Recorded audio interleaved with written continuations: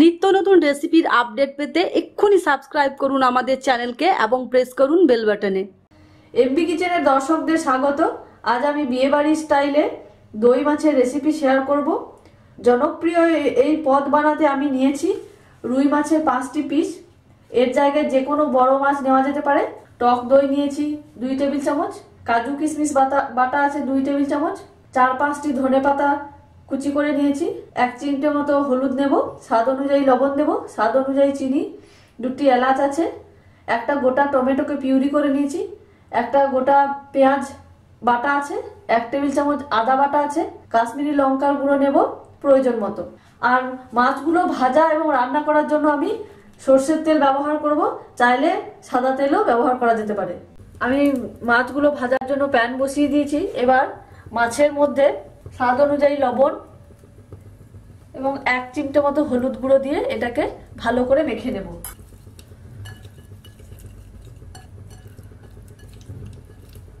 মাখা হয়ে গেছে, প্যানটাও গরম হয়ে গেছে।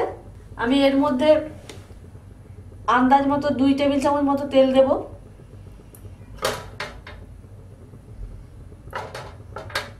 এরপর মাছগুলো এর মধ্যে আমি 2 পিঠ ভালোভাবে ভেজে নেব।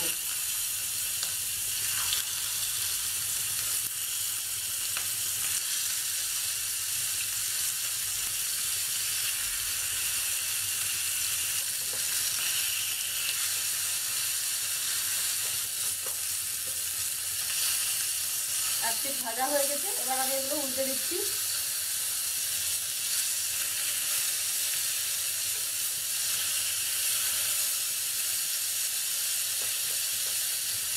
মাছগুলো ভাজা হয়ে গেছে, এবার আমি রান্না করার জন্য অন্য প্যান বসিয়ে দেব। কড়াই গরম হয়ে গেছে, আমি এখানে 3 টেবিল চামচ মতো তেল দিচ্ছি। তেল গরম হয়ে এসছে, আমি এর মধ্যে এলাচ ফোড়ন দিলাম, পেঁয়াজ বাটাটা দিয়ে দেব,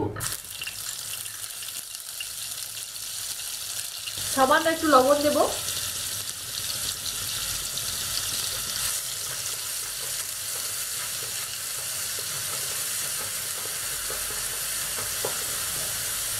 পেঁয়াজটা একটু ভাজা হয়ে এসছে, আমি টমেটো পিউরিটা এবার দিয়ে দেব।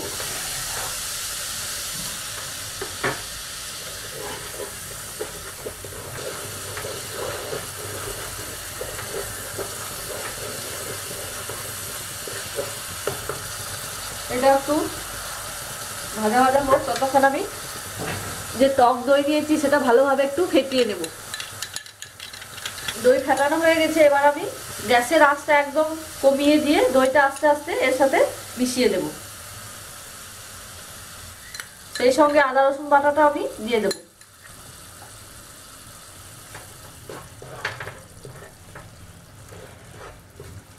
কম আঁচে এই মশলাগুলো ভালোভাবে মিক্স করে নেব, তারপর আঁচটা বাড়িয়ে দেব।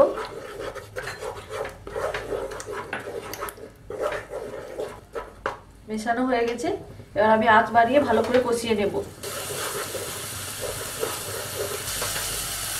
মশলা থেকে তেল ছেড়ে এসছে, এবার আমি সামান্য এর মধ্যে জল অ্যাড করব আর কাজু কিশমিশ বাটাটা দিয়ে দেব।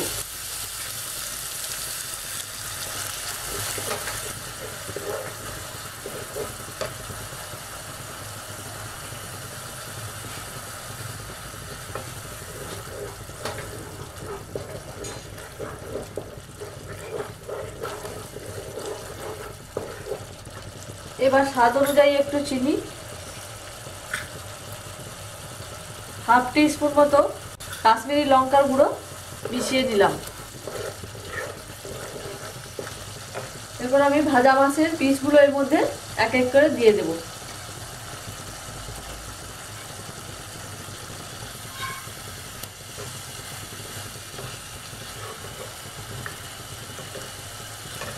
মাছ দেওয়ার পর আরো 2 টেবিল চামচ মতো জল আমি দেব।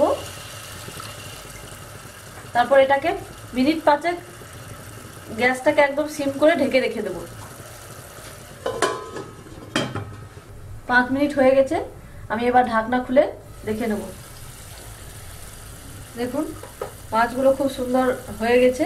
এবার আমার কাছে যে ধনেপাতা আছে তার অর্ধেকটা এখন একটু দিয়ে দেব, বাকি অর্ধেকটা গার্নিশিং এর সময় দেব।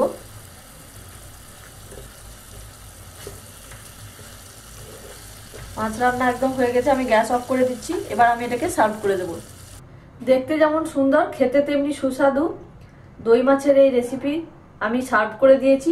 আপনারাও এই রেসিপিটা বাড়িতে অবশ্যই ট্রাই করুন এবং আমাদের চ্যানেলকে সাবস্ক্রাইব করুন। সকলের সাথে এই রেসিপি শেয়ার করুন, লাইক করুন। ধন্যবাদ।